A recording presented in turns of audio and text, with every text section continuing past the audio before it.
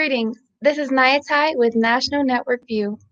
On tonight's show, weekly contributor Charles Muhammad will provide tips from how to eat to live on the best food for babies and children to eat, avoiding processed foods, and the use of vitamins and supplements to help maintain a good health. Before we get into the top news, let's do a recap of the current events that we have recently covered. NNV News anchor Rosalind Parks sat down with weekly contributor Brian E. Muhammad to discuss growing concerns over the effectiveness of the African National Congress in governing South Africa, its internal power struggles, and the social unrest. Has the ANC outlived its effectiveness and ability to govern South Africa? I'll say this, the ANC came to power in 1994, and I just want to take this opportunity, of course, to correct a number. I said 24 years last week, but it's actually they've been in power for 27 years now. Okay. And, they're the first democratically elected government. Before that, it was white settler minority rule who ruled strictly by white supremacy. And so when they came to power, the ANC came to power, they made many promises to the people, of how life would be better, how, it would be a better South Africa under our rule. And of course, everybody believed. Nobody wanted to see the ANC fail. Sister Mariam K. Muhammad, founder of Heal Thy Life Center, shared how her spiritual life coaching addresses the overall health conditions of women and girls through hands-on workshops, health seminars, lectures, and retreats. Do you feel there's a lack or a void of this type of information or even this type of space for space like yours in today's society? Absolutely. Absolutely. Because I feel like women are treated as if we're a new species to the planet. When it comes to our health, whether mental health, physical health, spiritual health, we're treated as if we're new. The time that it takes to learn how our bodies function is put to the sideline. If you look at the medical industry, we're not a priority.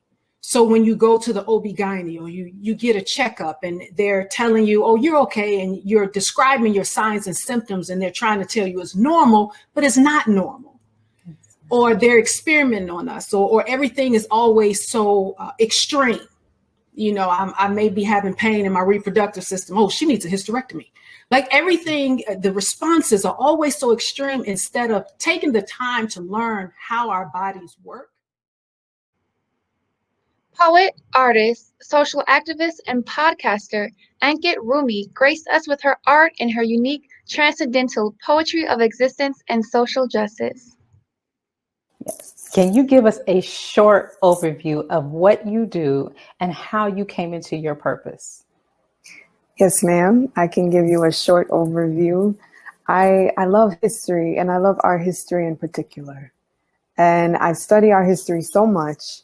And sometimes I just feel like there's something missing. Like I want to tell our stories in a way that's celebratory and not necessarily so sad. So I focus on people in our history who are traditionally celebrated, for instance, Harriet Tubman. But intricately, we don't really know Harriet. And so I tell our stories in a way that we get to celebrate the full being. It's not just like these little snippets of history that we get, from historical books, I guess, traditional historical books. But just doing like deep research, reading her autobiographies, reading anything written on her in that time when she was alive, and trying to convey just how amazing we are. Weekly contributor Dr. Kili Muhammad gave an update on the COVID pandemic and Delta variant that is surging in America and around the world. What is the reason the number of infections is rising again? I think that's an excellent question. The first thing that I will say is that the media continues to push that it's unvaccinated people that are causing the surge. But I think just one simple question can put that to rest, and that is, what did the unvaccinated people have to do with this pandemic starting from the beginning? So that to me is a very worthless statement that a lot of people are making, because viruses are very unpredictable. And as the Honorable Minister Louis Farrakhan said in the criterion, July 4th, 2020, they will not be able to stop this. It has mutations that are happening faster than they can keep up with. And so that's what we're dealing with. We're dealing with the reality that the minister has given us a path to look at by his statements that he made July 4th, 2020, and we're watching that reality come into fruition. Sister Sherry Muhammad, founder and director of Asiatic Minds Online School, and Sister Tiffany X, science instructor, shared more about the Asiatic Minds curriculum and how it will provide knowledge that students need to learn to have a solid foundation in science. Students enjoy learning, especially when it's delivered well. How will Asiatic Minds promote learning and make it an enjoyable experience for the students? At Asiatic Minds, one thing I'm really excited about is we are going to have a school theme song. So that will be one of the things that we'll get our morning started with. After our prayer and recitation to the flag, we will open up with the theme song to get the children excited and ready about school. Also, to make education enjoyable, all of our teachers have excellent personalities. So they will bring their passion and personality to the table, which is something that engages students. When you're passionate and you show how much you care and that you're into a subject, that draws the children in, as well as the different online tools, Kahoot quizzes and different things like that will be used to help the children to engage into the subjects and have fun while doing it. Kamal Bell of Sankofa Farms in North Carolina discussed how the farm is helping close the food availability gap in the community. Oh, one of the things that I noticed is that there was a video that I saw where you were working to catch the queen. How long did it take for you to do that, and why is that necessary? So that's a great question. Catching a queen is something that can take maybe 10 seconds, or it can take 10 minutes. So just based on where the bees are congregating, that gives me an idea where their brood chamber is. And brood are bees in their developing stages. So bees have they have 4 stages: they have the egg, larva, pupa, and adult. So the brood chamber is all of those stages of bees on frames that are side by side. And typically in a healthy hive, it'll average around to be 4 or 5 frames, and sometimes 6 or 7, depending on what time of year we're in. So it's important to find the queen because she's laying the eggs, and her job is tasked with reproduction. So if you don't have a queen laying eggs, you don't have a productive colony. NNV News anchor Willie Muhammad sat down with monthly contributors Brother Lawrence Muhammad and Addie Gavin Richard to discuss Imani Stanton and Jayla Jackson, who recently won Harvard University's debate competition, and their involvement in the Harvard Debate Council Diversity Project. Do you think these type of programs are effective, or are they just really symbolic and maybe just something that these white universities are doing to say, hey, we're helping underprivileged youth? It's like what the brother was saying. It's a kind of a two-edged sword. It's a two-way street. I think that, yes, in some ways it does help some of our children for doing certain things and keeping them off of the streets. Not that every black child is on the streets or anything of that nature, because there are kids who are just interested in doing speech and debate. There are kids that are interested in things of that nature. However, I also look at it, yes, this is Harvard University. I have never heard, to my knowledge, Brother Willie, of an HBCU hosting a speech and debate or having a speech and debate club. I don't recall one when I was up at Southern University in Baton Rouge. Lawrence Muhammad and Gavin Richard shared their thoughts about NFL Hall of Famer and head coach of Jackson State University, Deion Sanders, walking off a media day interview after a reporter failed to put respect on his name. What are your thoughts about him even becoming the head coach at Jackson State University and the excitement that it has caused? I would say the tide is turning. So what I mean by that is to have someone of the stature of Deion Sanders to come back to an HBCU or a Black university, to come and to bring that prestige and to bring that clout and to bring that fame with him, that shows a great deal of the potential that we have. So if you notice, a lot of these players, they come from places like these small universities, Black universities, but they don't necessarily get the recognition that they should. And so by Deion Sanders coming back to Jackson State University, he not only brings himself, but he brings the eyes of the world to an HBCU. And so now we get to see the greatness of our people as a whole. Lawrence Muhammad and Gavin Richard also commentated on the anti-critical race theory bill that passed in the Texas Senate recently. What are your thoughts that they basically passed this legislation that prevents people from teaching that the KKK, their historic terror, was morally wrong, and even that slavery was morally wrong? That's crazy. Yeah, where do we start on this one? Look, we talked about fear in the last segment with Coach Sanders. Mm-hmm. This is really fear. And I'll explain to you why. I want to give you a quote from the Honorable Minister Louis Farrakhan. This is from the New Education Paradigm. He says, at the root of every civilization is a knowledge, inherent in which is an idea that gives energy and direction to that knowledge. But if the idea at the root of that knowledge and civilization is finite, then the world that comes as a result of that knowledge is also finite. It has an end. On I Have a Testimony, student minister Corey Muhammad spoke with host Willie Muhammad about the influence his parents had in exposing him to Islam, the work Charlotte laborers had in shaping Muhammad Mosque number 36 of North Carolina, and the ongoing work of the local organizing committee, or LOC, which formed during the Million Man March. What would you say has been the Honorable Minister Louis Farrakhan's greatest impact on your life personally? Brother, a father figure.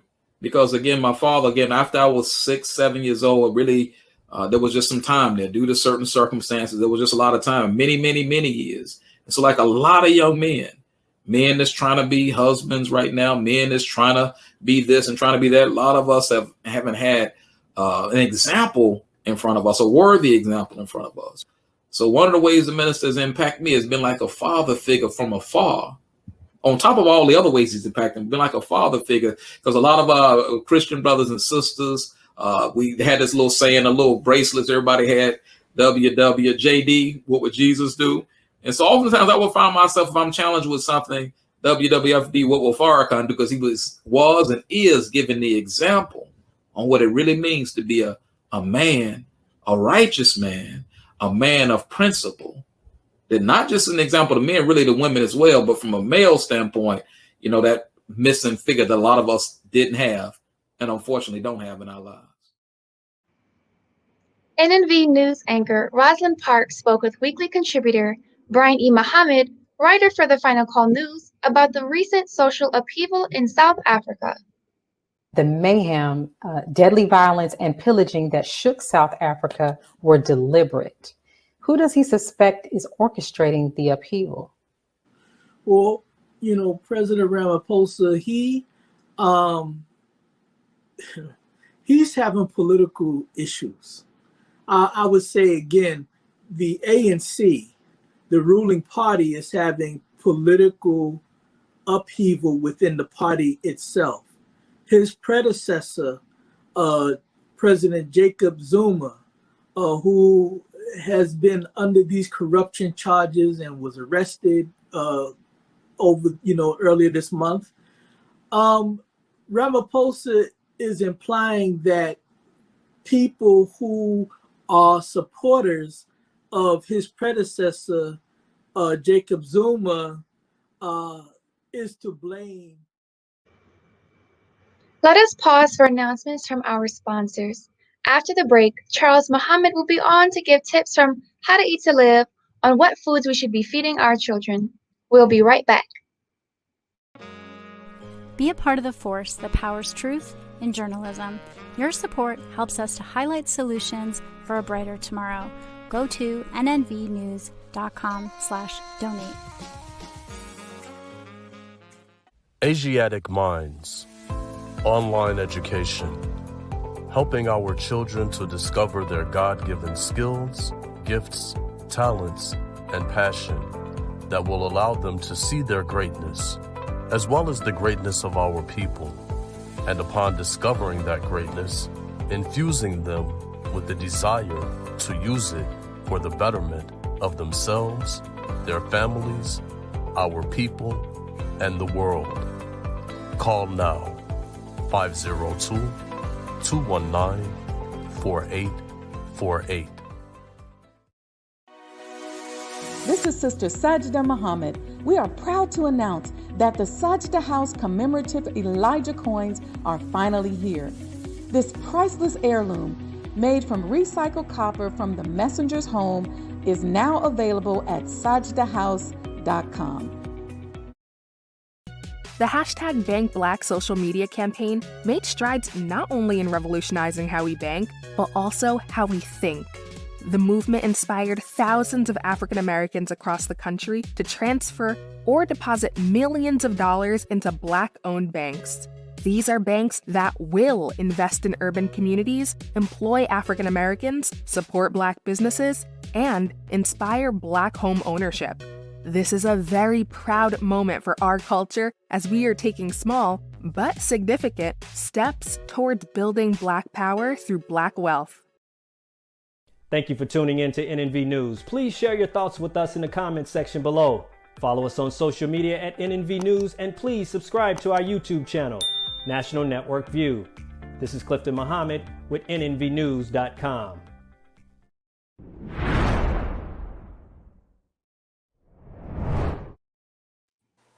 As we consider the best foods for babies and children, we should understand how vitamins and supplements can promote good health and how processed foods can be detrimental. Joining us to discuss this is weekly contributor Charles Muhammad. Welcome on, Brother Charles. How are you doing today? I'm fine, man. Thank you for having me. Of course, it's wonderful to have you. Now, Brother Charles, what advice does How to Eat to Live have for young children and babies?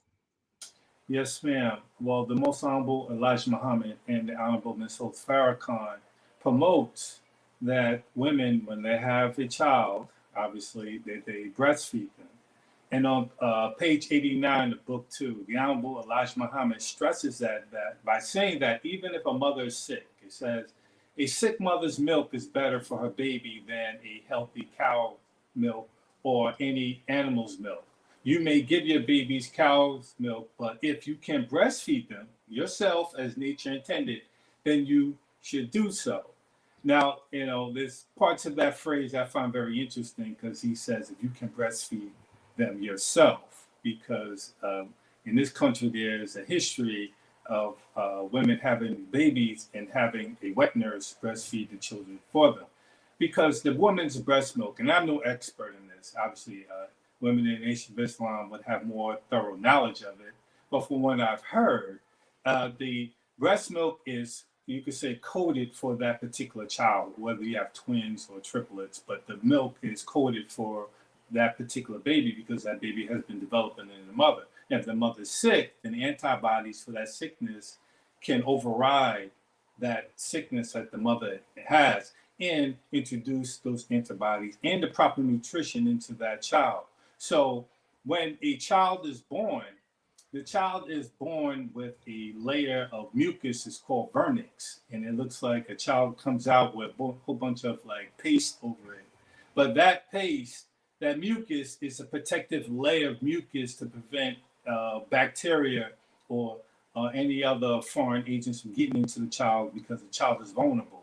And then that is that outer immunity, and the breast milk provides the inner immunity. So the mother is the first nurse, and the Honorable Elijah Muhammad says, even if you are sick, give that child breast milk.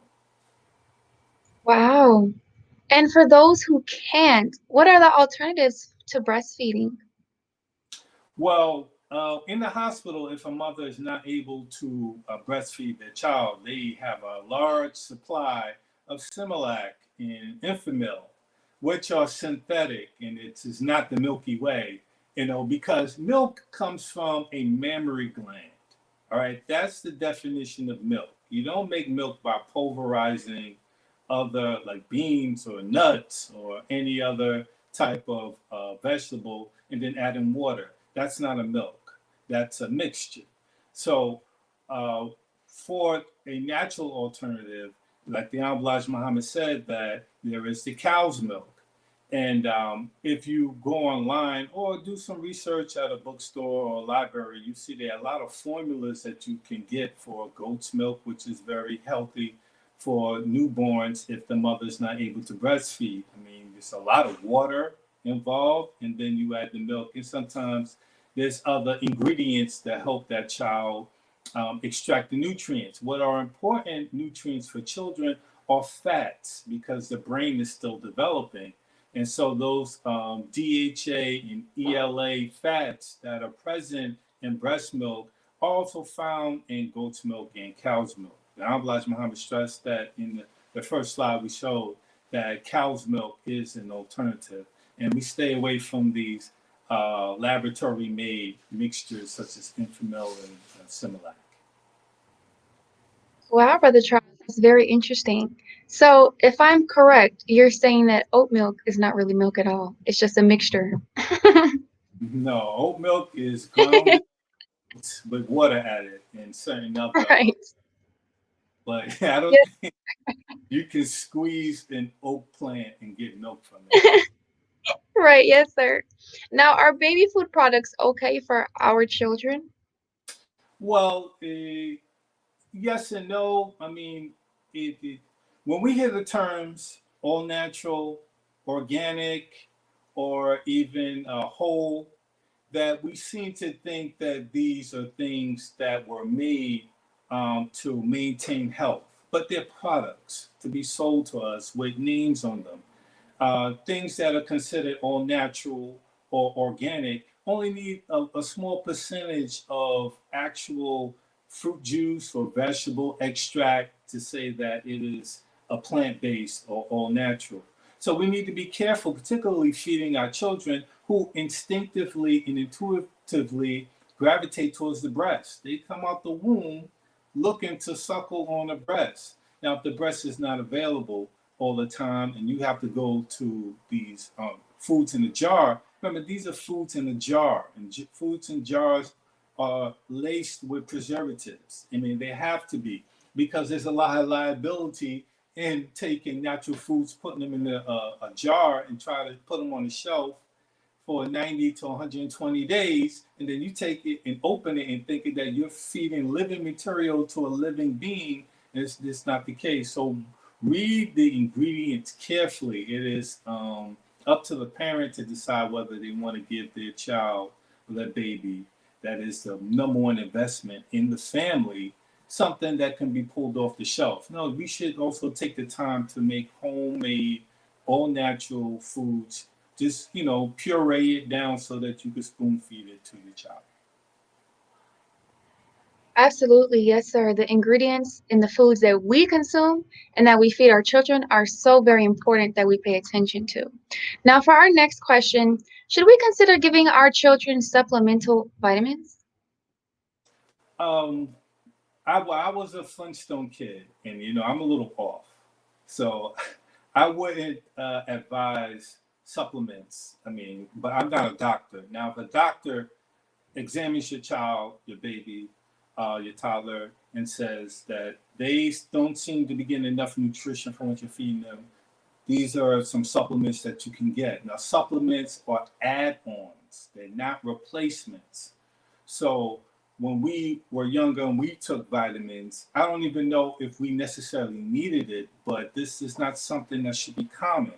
Supplements should be medicinal, not something that's, on the regular for a child. So we also need to look at who we're dealing with. We're dealing with scientists of death. They try to be scientists of living and bringing life, but even Flintstone vitamins were caught putting aspartame and GMOs in their vitamins. And so that is not a proper substitute of fresh fruits and vegetables or breast milk. But if we're dealing with a toddler and older, giving them vitamins, vitamins are not a good substitute for regular food. Just increase the fruits and vegetables. Have them, instead of eating the candy that they gravitate to, give them some oranges, some apples, some bananas, pears, and we love that, the sweet fruit, we loved it.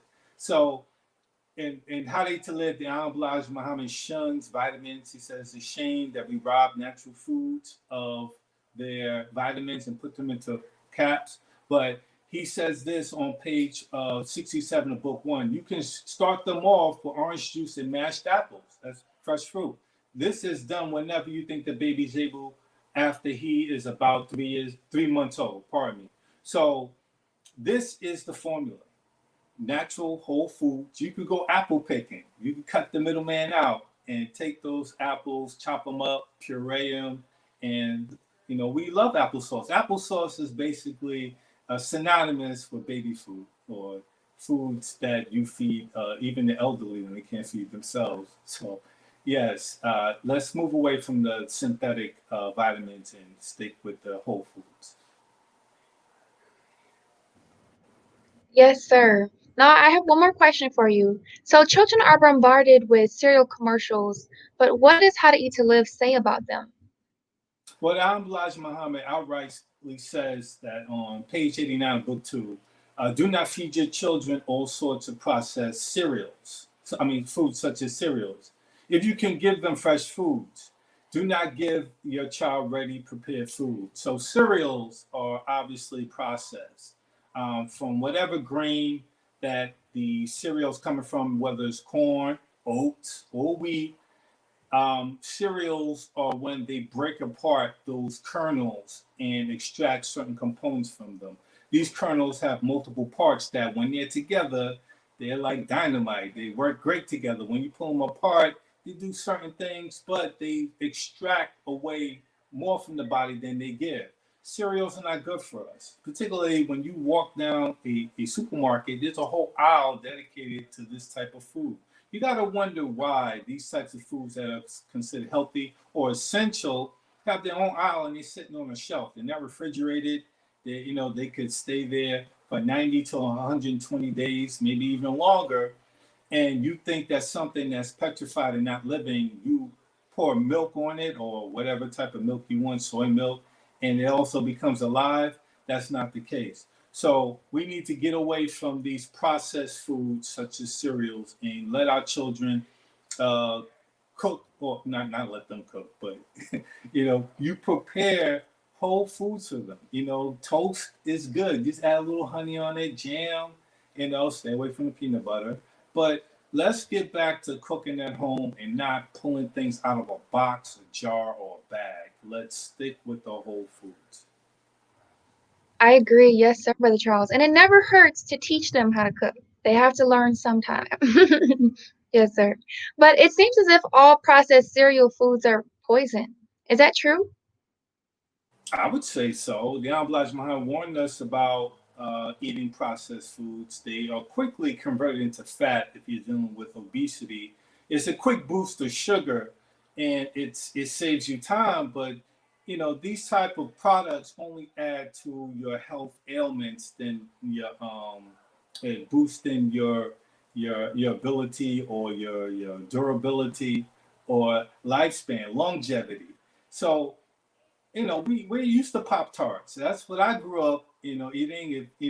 I went to a high school I had to travel an hour and a half to in New York City. So you put a Pop-Tart in there in the toaster while you go take a shower, and it's ready for you. Didn't have time to make eggs and, you know, back in the day, bacon, you know, and toast and sit down, have nice atmosphere. We're in an instant right now, just add water society. And these foods are poison. They give it to you in certain proportions that you eat it, you get a sugar rush, and it's not supposed to harm you that much. But when you eat it on a day-to-day basis, these are foods that contribute to ADHD and all of the other ailments that have our young men and women restless in schools, and they can't concentrate and focus. And there's studies that show once you take the sugar and sugary processed foods out of their diet, our children can concentrate better and show more aptitude in classrooms and be less disruptive and more constructive. So yes, these are straight out poison. And the Elijah Muhammad uses the term poison and how they live a lot. And it's basically something that disrupts a natural function of something else. Whereas your liver wants to do something, but when you have a buildup of poison in the body, the liver has to address the poison, and that's natural function. And that's what a poison does. It disrupts natural order of things. So yes, processed foods are poison. Wow, yes, sir. Well, thank you so much for sharing and contributing with us. It's always our honor to have you. So thank you so very much, Brother Charles. Yes, ma'am. The honor is all mine. Thank you. Yes, sir. And thank you all for joining us today and tuning into National Network View News. Please share your thoughts with us in the comment section below. Follow us on social media at NNV News. And please subscribe to our YouTube channel, NNV News. This is Nyah Tsai with National Network View News. Be a part of the force that powers truth in journalism. Go to nnvnews.com/donate.